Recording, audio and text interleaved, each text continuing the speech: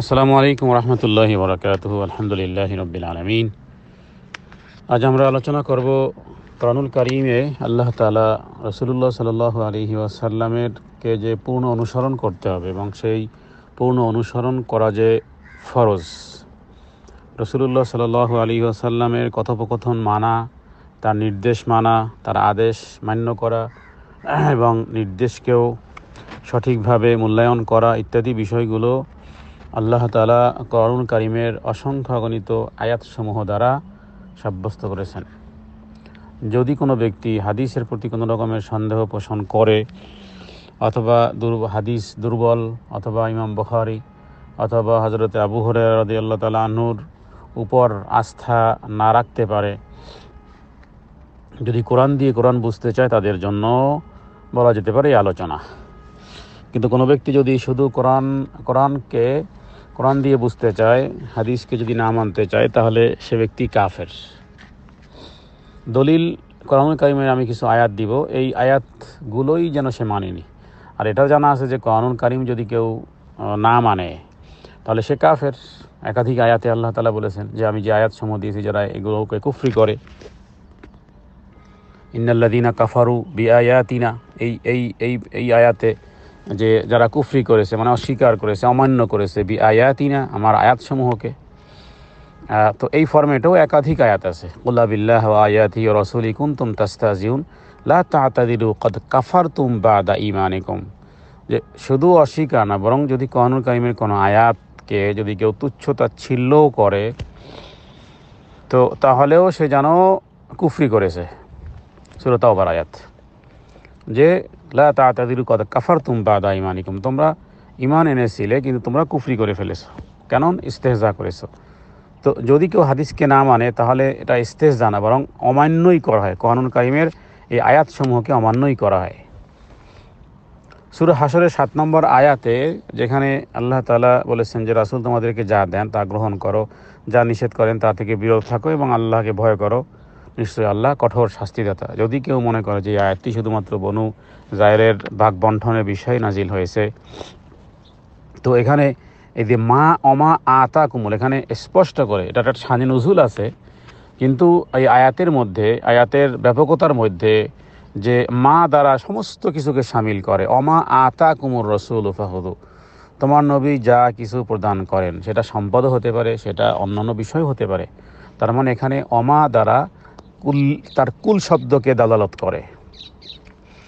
তো যাই হোক, কোরআনের দৃষ্টিতে আমরা আরও অসংখ্য আয়াত আমরা বলতে পারি যে আয়াতগুলোর মাধ্যমে রাসূলুল্লাহ সাল্লাল্লাহু আলাইহি ওয়াসাল্লামের পূর্ণ অনুসরণ করা আল্লাহ তাআলা ওয়াজিব করেছেন। যেমন সূরা আনফালের 20 নম্বর আয়াত, ইয়া আইয়ুহাল্লাযীনা আমানু আতিউল্লাহা ওয়া রাসূলাহ, হে ঈমানদারগণ আল্লাহ এবং তার রাসূল সাল্লাল্লাহু আলাইহি ওয়াসাল্লামের নির্দেশ মান্য করো, এবং ওয়ালা তাওয়াল্লাউ আনহু, খবরদার বিমুখ হও না, ওয়া আনতুম তাসমাউন, যখন তোমরা শ্রবণ করো। নবীজির নির্দেশ শ্রবণ করার পরে আর সেটাকে বিমুখ হয়েও না। তাহলে রাসূলুল্লাহ সাল্লাল্লাহু আলাইহি ওয়াসাল্লাম নবুয়তের 23 বছর জীবনে তো তিনি কথা বলেছেন, বিভিন্ন কথা বলেছেন। তো সেই কথাগুলো এতটুকু জানতে হবে যে হাদিসটি বিশুদ্ধ কিনা, বাস।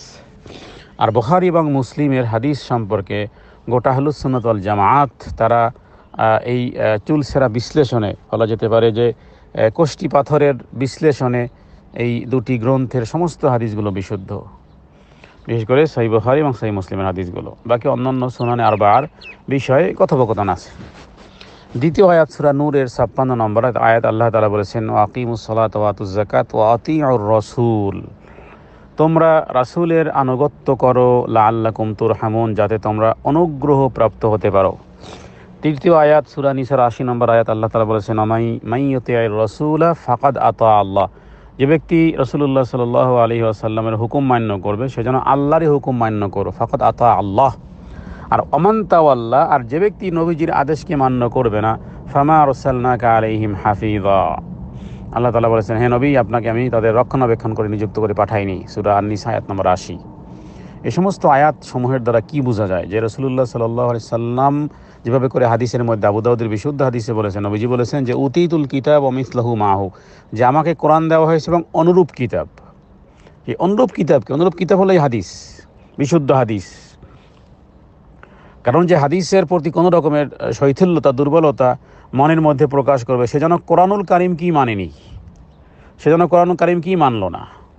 কারণ কোরআনুল কারিমই আল্লাহ তাআলা সার্টিফিকেট দিয়েছেন যে আমার নবী এমন কোনো কথা বলে না, যা কিছু বলে সেটাই ওহী। মা দাল্লা সাহিবুকুম ওয়া মা গাওয়া ওয়া মা ইয়ানতিকু আনিল হাওয়া ইন হুয়া ইল্লা ওয়াহয়ুন ইউহা। তাহলে রাসূলুল্লাহ সাল্লাল্লাহু আলাইহি ওয়াসাল্লাম যদি কোনো বিষয় বলে থাকেন, তাহলে সে বিষয়গুলো আল্লাহ তাআলার ওহী, যেটাকে ওহিয়ে গায়রে মাতলু বলা হয়। আর কোরআনুল কারীমকে ওহী মাতলু বলা হয়। মাতলু এবং গায়রে মাতলু, তেলাওয়াতযোগ্য ওহী আর তেলাওয়াতযোগ্য নয়। সালাতের মধ্যে হাদিস পড়লে হয় না, সালাতের মধ্যে কোরআনুল কারীমের আয়াত তেলাওয়াত করতে হয়, যে এই কারণে এটাকে ওহী মাতলু বলে। এরপরের দলিল হলো আমা আরসালনা মির রাসূলিন ইল্লা লিইউতা বিইذনিল্লাহ, সূরা নিসার আয়াত নম্বর 66, যে আমি একমাত্র এই উদ্দেশ্যে রাসূল প্রেরণ করেছি যাতে আল্লাহর নির্দেশ অনুযায়ী তাদের আদেশ নিষেধ মান্য করা হয়। কার? যে রাসূলুল্লাহ সাল্লাল্লাহু আলাইহি ওয়াসাল্লাম যে বিষয়ে আদেশ নিষেধ করবেন। এরপরের দলিল হলো ওয়াতিউল্লাহ ওয়ার রাসূল, ওয়াতিউল্লাহ ওয়ার রাসূল লাআল্লাকুম তুরহামুন। এটি সূরা আলে ইমরানের 132 নম্বর আয়াত।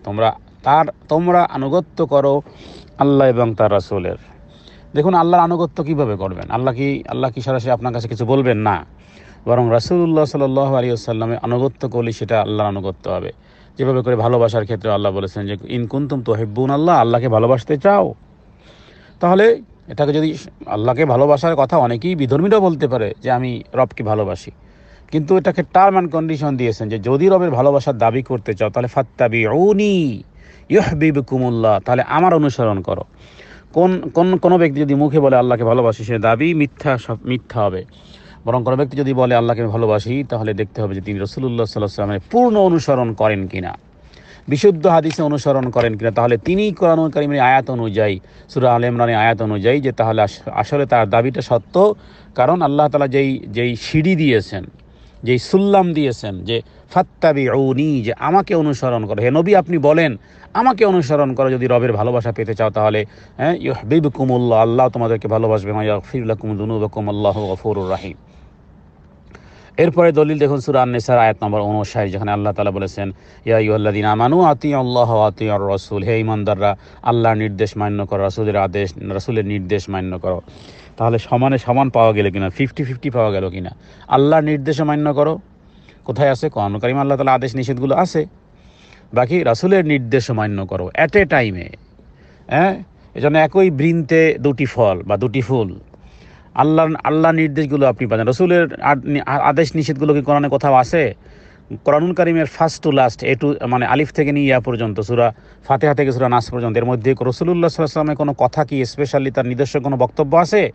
কোনো বক্তব্য নেই। যদি নবীজির কোনো বক্তব্যের মধ্যে বিন্দু পরিমাণ থাকতো, তাহলে কোরআনুল কারীম বলতেছে হে নবী, আমি আপনাকে জবেহ করে ফেলতাম। ওয়ালাউ তাকাওয়ালা আলাইনা বা'দাল আকাবিল লাআখাযনা মিনহু বিল ইয়ামিন সুম্মা লাকাতানা। লাকাতানা মানে কি? জবেহ করে ফেলা। মিনহুল ওয়াতিন সুম্মা লাকাতানা মিনহুল ওয়াতিন। সূরা মাআরিজের আয়াতগুলো দেখা যেতে পারে যে কি কাকে আল্লাহ ধমক দিচ্ছেন। নবীকে ধমক দিচ্ছেন যে আপনি যদি এর মধ্যে কোনো অ্যাডেড আর ডিডাক্টেড কোনো কিছু করতেন, তাহলে আমি আপনার হাতকে চেপে ধরতাম, আপনাকে আমি জবেহ করে ফেলতাম। তো এটা আকার রাসূলুল্লাহ সাল্লাল্লাহু আলাইহি ওয়াসাল্লামের কোনো কথা কোরআনুল কারীমে নেই, বরং তাকে উদ্দেশ্য করে কিছু কথা বলা হয়েছে এবং তার অনুসরণ করাটাকে ফরজ করেছেন আল্লাহ তাআলা। কিন্তু নবীজির নিজস্ব কোনো নির্দেশ কোরআনুল কারীমে নেই। থাকলে ওই যা হতো তা যা এই আয়াতটি পাঠ করলাম। সুতরাং আল্লাহ তাআলার দিকে রুজু হওয়া, কোরআনের দিকে রুজু হওয়া, রাসূলুল্লাহ সাল্লাল্লাহু আলাইহি ওয়াসাল্লামের দিকে রুজু হওয়া ইত্যাদির অর্থ হবে যে হাদিস এবং সুন্নাহর দিকে রুজু হওয়া। এরপরে সূরা নিসা আয়াত নম্বর 65 দেখুন আল্লাহ তাআলা কসম করে বলেছেন, তোমার পালনকর্তার কসম, তোমার রবের কসম, তারা ঈমানদার হতে পারবে না হাত্তা ইউহাক্কিমুকা ফীমা শাজারা বাইনাহুম। তো এই সমস্ত আয়াতগুলোতে কি বলা হচ্ছে? রাসূলুল্লাহ সাল্লাল্লাহু আলাইহি ওয়াসাল্লামকে পরিপূর্ণভাবে আপনাকে প্রপারলি তাকে অনুসরণ করতে হবে। যে তোমার পালনকর্তার কসম, তারা কখনোই ঈমানদার হবে না। ফালা রাব্বিকা লা ইউমিনুন, হাত্তা, যতক্ষণ না তাদের সমস্ত কিছুর ব্যাপারে তোমাকে বিচারক বলে মনে করবে, অতঃপর তোমার মীমাংসার ব্যাপারে নিজেদের মনের মধ্যে কোনো রকমের সংকীর্ণতা রাখবে না। ফি আনফুসিহিম হারাজ মিম্মা কাদাইতা ওয়া ইউসাল্লিমু তাসলিমা, হৃষ্ট চিত্তে, সন্তুষ্ট চিত্তে গ্রহণ করতে হবে। এরপর দেখুন সূরা মুহাম্মদ আয়াত নম্বর 33, ইয়া আইয়ুহাল্লাযীনা আমানু আতিউল্লাহ ওয়া আতিউর রাসূল ওয়া লা তুবতিলু আমালাকুম। এই আয়াতের দ্বারা আমরা বলবো যারা কোরআন মানবে, হাদিস মানবে না, হাদিসের ব্যাপারে কোনো রকমের শৈথিল্যতা প্রদর্শন করবে, হাদিসের কোনো নির্দেশকে যারা মনে করবে যে অমুকে লিখেছে, অমুকে বলেছে ইত্যাদি ইত্যাদি, কবে হয়েছিল কি না হয়েছে, আর সেটা যদি বিশুদ্ধ হাদিস হয় তাহলে তার জীবনের সমস্ত আমল নষ্ট হয়ে যাবে। দলিল হলো সূরা মুহাম্মদ আয়াত নম্বর 33, ইয়া আইয়ুহাল্লাযীনা আমানু আতিউল্লাহ আতিউর রাসূল, তোমরা আল্লাহর আনুগত্য করো, রাসূলের আনুগত্য করো, আর ওয়ালা তুবতিলু আমালাকুম, নিজেদের কর্মকে বিনষ্ট করো না। কর্ম কিভাবে বিনষ্ট হয়? যদি ওই নেগেটিভ পজিটিভ না হলে যেমন লাইট জ্বলে না, কোরআন এবং সুন্নাহর অ্যাট এ টাইমে যদি কেউ না মান্য করে তাহলেও তার আমল বরবাদ। হ্যাঁ, সেটা ফিউজ, সেটা অন্ধকার, সেই ঘর আর কখনোই আলো জ্বলবে না, কারণ এখানে দুই জিনিসের সংমিশ্রণ হয়নি। আতিউল্লাহ আতিউর রাসূল যদি হয় তাহলে মিলবে জান্নাত, আর আতিউল্লাহ আতিউর রাসূল যদি অ্যাট এ টাইমে না হয় তাহলে মিলবে জাহান্নাম, আর জাহান্নাম অন্ধকার। আয-যুলমু যুলুমাতুন ইয়াওমাল কিয়ামা। তো অনুরূপভাবে রাসূলুল্লাহ সাল্লাল্লাহু আলাইহি সাল্লামের পূর্ণ অনুসরণ করা, অনুকরণ করা, এটা হলো সফলতার সনদ। আমান ইউতিইল্লাহ ওয়া রাসূলাহু ওয়া ইয়াখশাল্লাহ ওয়া ইয়াত্তাকি ফাউলাইকা হুমুল ফাইজুন, সূরা আন-নূর আয়াত নম্বর 52। যারা আল্লাহ এবং তার রাসূলের প্রপারলি আনুগত্য করবে, আল্লাহকে ভয় করবে, তারা শাস্তি থেকে বেঁচে থাকবে, তারাই হলো সফল কাম, উইনার। ফাইজুন মানে কৃতকার্য তারা হবে। অনুরূপভাবে সূরা নূরের 51 নম্বর আয়াতে আল্লাহ তাআলা বলেছেন, ওয়াইদা দুউ ইলাল্লাহি ওয়া রাসূলিহি লিয়াহকুমা বাইনাহুম আন ইয়াকুলু সামি'না ওয়া আতা'না আউলাইকা হুমুল মুফলিহুন। মুমিনের বক্তব্য কেবল এটাই যে যখন আল্লাহ তার রাসূলের দিকে আহ্বান করা হবে তখন তারা বলবে আমরা শুনলাম আর আদেশ মান্য করলাম। আল্লাহ বলেছেন এরা হবে সফল কাম। হাদিস, বিশুদ্ধ হাদিস যদি প্রমাণিত হয় আর সেটাকে জানার পরও যদি কোনো রকমের সন্দেহ পোষণ করা হয় তাহলে এই ফাইজুন বা মুফলিহুনের বিপরীত কি হয়? যে সফল কামের বিপরীত কি? অসফল কাম। কৃতকার্যের বিপরীত কি শব্দ? অকৃতকার্য। তো দলিল কোথায়? সূরা নূরের আয়াত নম্বর 51, সূরা নূরের আয়াত নম্বর 52। অনুরূপভাবে সূরা আহজাবের 71 নম্বর আয়াত আল্লাহ তাআলা বলেছেন, মান ইউতিইল্লাহা ওয়া রাসূলাহু ফাকাদ ফাযা ফাওজান আযীমা। যে কেউ আল্লাহ এবং তার রাসূলের পরিপূর্ণভাবে আনুগত্য করবে সে অবশ্যই মহা সাফল্য অর্জন করবে। তো রাসূলের আনুগত্য কিভাবে আপনি করবেন? শুধু মনলেন আমি রাসূলের ভালোবাসায়, ইশকে রাসূল দাবি করা ইত্যাদি, তারপরে যা খুশি তেমন জীবনযাপন করা না। হাদিস অনুযায়ী জানতে হবে রাসূলুল্লাহ সাল্লাল্লাহু আলাইহি ওয়াসাল্লামের এক্সপ্লেইনটা কি। কোরআনুল কারীমের মুফাসসির হলেন মুহাম্মদ সাল্লাল্লাহু আলাইহি ওয়াসাল্লাম। কোরআনুল কারীমে সংক্ষিপ্ত বিষয় কিন্তু এর অর্থ ব্যাপক। বাকি অনেক বিষয় আছে যেগুলো রাসূলুল্লাহ সাল্লাল্লাহু আলাইহি ওয়াসাল্লাম হারাম করেছেন। গাদার গোশত হারাম করেছেন, কোথায় লেখা আছে? কোরআনে কোথাও লেখা নেই গাদার গোশত হারাম। অন্যদিকে কোরআনুল কারীমের আয়াত অনুযায়ী বোঝা যায় যে মৃত্যু মাছ খাওয়াও হারাম। কেন? ইন্নামা হাররামা আলাইকুমুল মাইতাতা ওয়াদ দামা ওয়া লাহমাল খিনজির মা উহিল্লা লিগাইরিল্লাহি বি, আয়াত অনুযায়ী। কিন্তু রাসূলুল্লাহ সাল্লাল্লাহু আলাইহি ওয়াসাল্লাম হাদিস থেকে জানা যায় যে না, মৃত্যু মাছ খাওয়া যাবে। অনুরূপভাবে রক্তকে আল্লাহ হারাম করেছেন, কলিজা তো রক্তই, কিন্তু কলিজাও খাওয়া যাবে। কেন? যেহেতু হাদিসের মধ্যে রাসূলুল্লাহ সাল্লাল্লাহু আলাইহি ওয়াসাল্লাম এক্সপ্লেইন করেছেন। শুধু কোরআনুল কারীমের আয়াত অনুযায়ী যদি কেউ শুধুমাত্র চলতে যায় সে কোনো রকমের ইবাদত সে করতে পারবে না, আর সে তো কোরআনই মানলো না। যারা শুধু হাদিসের কোনো অংশকে নিতে যারা অনীহা প্রকাশ করে এরা তো কোরআনই মানে না। এই যে যতগুলো দলিল দেওয়া হলো, সূরা নিসা আয়াত নম্বর 13, অনুরূপভাবে সূরা হুজুরাত আয়াত নম্বর 14 আল্লাহ তাআলা বলেছেন, ওয়া ইন তুতিউল্লাহ ওয়া রাসূলাহু লা ইয়ালিদকুম মিন আমালিকুম শাইয়া। যদি তোমরা আল্লাহ এবং তার রাসূল আনুগত্য করো তবে তোমাদের কর্ম বিন্দু মাত্র নিষ্ফল হবে না, আর যদি আনুগত্য না করো তাহলে সব বরবাদ, সব 0 অ্যান্ড 0। পিছনে কিন্তু এক নেই, এক ছাড়া যেমন জিরোর কোনো মর্যাদা নেই, অনুরূপভাবে একই বিষয় হবে। অনুরূপভাবে পাপ যদি কেউ মোচন করাতে চায় যে আমি পাপী, কেউ যদি বলে যে না আমি নিষ্পাপ, তাহলে তার সাথে আর কোনো কথা নেই। যদি কেউ মনে করে আমার পাপ আছে অনেক, পাপ মোচন করতে চাও, তাহলে রাসূলুল্লাহ সাল্লাল্লাহু আলাইহি ওয়াসাল্লাম অনুসরণের শর্ত আসো সূরা আলে ইমরান আয়াত নম্বর 31, কুল ইন কুনতুম তুহিব্বুনাল্লাহ ফাত্তাবিউনি ইউহিব্বুকুমুল্লাহ। নবীকে, হে নবী আপনি বলেন যদি তোমরা আল্লাহ ভালোবাসা পেতে চাও তাহলে আমাকে পূর্ণ অনুসরণ করো, তাহলে আল্লাহ ভালোবাসবেন। এবার তোমাদের পাপসমূহ মার্জনা করবেন। তাহলে পাপসমূহ মার্জনা করার জন্য একটা টার্ম অ্যান্ড কন্ডিশন পাওয়া গেল, ওয়ায়াগফির লাকুম যুনুবাকুম, তোমাদের পাপসমূহ আল্লাহ ক্ষমা করে দিবেন। শর্ত শারায়েত কি? যে রাসূলুল্লাহ সাল্লাল্লাহু আলাইহি ওয়াসাল্লামের অনুসরণ করলেই পাপ মোচন হবে। দলিল সূরা আলে ইমরান আয়াত নম্বর 31। অতএব শুধু তাই নয়, আল্লাহ এবং রাসূলুল্লাহ সাল্লাল্লাহু আলাইহি ওয়াসাল্লামের আনুগত্যকারী লোকজন কিয়ামতের দিন সাহাবীগণ, শহীদগণ, সিদ্দিকিন, সৎ ব্যক্তিদের সাথে থাকবেন। আল্লাহ তাআলা কোরআনুল কারীমের সূরা নিসার 59 নম্বর আয়াতে আল্লাহ তাআলা বলেছেন, ওমান ইউতিইল্লাহ ওয়া রাসূল ফাউলাইকা মা'আল্লাযীনা আন'আমা আল্লাহু আলাইহিম মিনান নাবিয়্যিন, সিদ্দিকিন, শুহাদা, সালিহিন। আল্লাহু আকবার।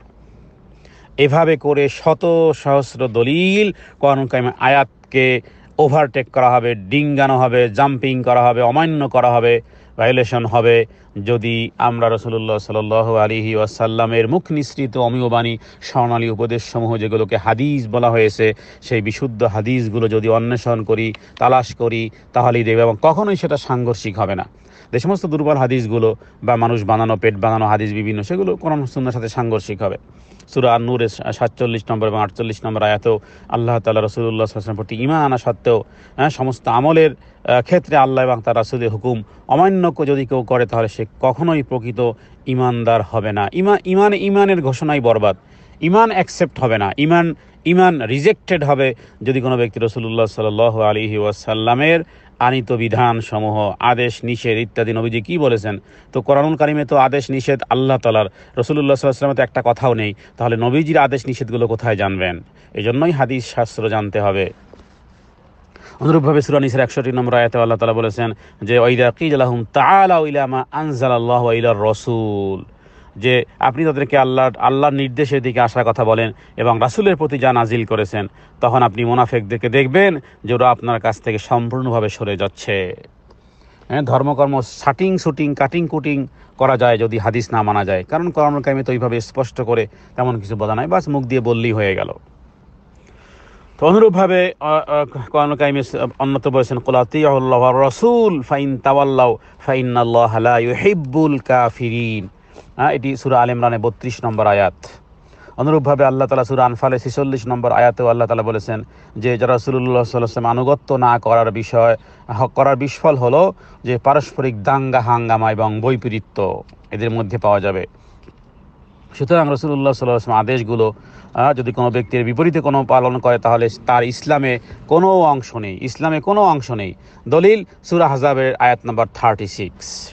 রাসূলুল্লাহ সাল্লাল্লাহু আলাইহি ওয়াসাল্লামের আদেশের বিরুদ্ধচারণকারীরা নিজেদের কাজের পরিণামের জন্য তারা নিজেরাই দায়ী হবে। দলিল সূরা মায়েদার আয়াত নম্বর 92। কারণ কোরআনুল কারিমে আল্লাহ তাআলা এইভাবে বলেছেন মা হুম্মিলা আলাইকুম মা হুম্মিলতুম ওয়া ইন তুতিউহু তাহতাদু ওয়া মা আলা রাসূলি ইল্লাল বালাগুল মুবিন। অন্যত্র বলা হয়েছে আতিউল্লাহ ওয়া আতিউর রাসূল ওয়াহযারু ফাইন তাওয়াল্লাইতুম ফা'লামু আন্নামা আলা রাসূলিনাল বালাগুল মুবিন। সুতরাং রাসূলুল্লাহ সাল্লাল্লাহু আলাইহি ওয়াসাল্লামের নাফরমানি করার শাস্তি হলো জাহান্নাম এবং কষ্টদায়ক আযাব কিয়ামতের দিন আল্লাহ দিবেন। দলিল সূরা ফাতহের ১৭ নম্বর আয়াত। আল্লাহ বলেছেন মাইয়ুতিইল্লাহ ওয়া রাসূলাহু, যদি কেউ রাসূলুল্লাহ সাল্লাল্লাহু আলাইহি ওয়াসাল্লাম অনুসরণ করে তাহলে ইদখিলহু জান্নাতিন তাজরি মিন তাহতিল আনহার ওয়া মান ইয়াতাওয়াল্লা, আর যদি কেউ না শুনে তাহলে ইউআযিবহু আযাবান আলীমা, যে তাকে যন্ত্রণাদায়ক শাস্তি তাকে দেওয়া হবে। অনুরূপভাবে সূরা নূরের ৬৩ নম্বর আয়াতে আল্লাহ তাআলা বলেছেন যে লা তাজালু দুআর রাসূল বাইনা, কোথায় যাবেন? কোরআনুল কারিমে পাতায় পাতায় রাসূলুল্লাহ সাল্লাল্লাহু আলাইহি ওয়াসাল্লাম অনুসরণ। তো অনুসরণটা করবেন কিভাবে? শুধু মুখে বলবেন আমি রাসূলের অনুসরণ করি, তো হলো না। তো রাসূলুল্লাহ সাল্লাল্লাহু আলাইহি ওয়াসাল্লাম অনুসরণ করতে হলে তার আদেশ নিষেধ তিনি কিভাবে বলেছেন, সাহাবায়ে কিরাম কিভাবে রিয়ালাইজ করেছেন, সেই বিষয়গুলো বুঝতে হবে। মন গড়া তাফসীরও করা যাবে না, মন গড়া ব্যাখ্যাও কোরআন থেকে নেওয়া যাবে না, বরং কোরআনের ব্যাখ্যা নিতে হবে সাহাবায়ে কিরাম যেভাবে বুঝেছেন সেইভাবে। তা না হলে কোরআন দ্বারাই মানুষ বিভ্রান্ত হবে, কোরআনের অপব্যাখ্যার মাধ্যমে বিভ্রান্ত হয়। যারা আবু বকর সিদ্দিক রাদিয়াল্লাহু তাআলা আনহুর সময় যারা যাকাতকে অস্বীকার করেছিল, এরা কিন্তু কোরআন থেকে দলিল দিয়েছিল। হযরত আলী রাদিয়াল্লাহু তাআলা আনহু বিরুদ্ধাচরণ করেছিল, অস্ত্র ধারণ করেছিল, তারাও কোরআন থেকে দলিল দিয়েছিল। গোলাম আহমদ কাদিনী সেও কোরআন থেকেই দলিল দিয়েছে যে আমি খাতামুন নবী, আর খাতাম শব্দের অর্থ হয় স্টাম্পিং, অতএব আমাকেও নবী হিসেবে স্টাম্পিং করা হয়েছে। এভাবে করে কোরআনুল কারিমের আয়াতকে যেমন খুশি তেমন ব্যবহার করবে যদি নিজেরা মন গড়া যদি কেউ অর্থ করে। যারা নাচ গান করে এরাও বলবে যে নাচের কথা তো কোরআনেও আছে, কুল আউযু বিরাব্বিন নাস, মালিকিন নাস, ইলাহিন নাস, নাসো আর নাসো। এইভাবে করে কোরআন অপব্যাখ্যা করা হবে, যেভাবে করে বেদাতিরা অপব্যাখ্যা করেছে। সূরা হিজরের 6 নম্বর আয়াতে আল্লাহ বলেছেন ওয়াবুদু রাব্বাকা হাত্তা ইয়াতিয়াকাল ইয়াকিন, তোমার ইবাদত করো, রবের ইবাদত করো যতক্ষণ পর্যন্ত ইয়াকিন না আসে। তারা বলে আমাদের ইয়াকিন এসে গেছে, আর কিছু করা লাগবে না। অথচ আব্দুল্লাহ ইবনে আব্বাস তিনি বলেছেন এখানে এই ইয়াকিন শব্দের অর্থ হলো মৃত্যুর আগ মুহূর্ত পর্যন্ত ইবাদত করে যাও। তাহলে কোথায় যাবেন? এই জন্য কোরআনুল কারিমের অর্থ বুঝতে হবে, কোনো ব্যক্তি বিশেষের নয়, বরং সাহাবায়ে কেরাম যেভাবে অর্থ করেছেন সেই অর্থই বুঝতে হবে। আল্লাহু তাআলা আ'লাম। সাল্লাল্লাহু আলা সাইয়্যিদিনা মুহাম্মাদিন নবিয়্যিল উম্মি ওয়া আলিহি ওয়া সাল্লাম। আসসালামু আলাইকুম ওয়া রাহমাতুল্লাহ।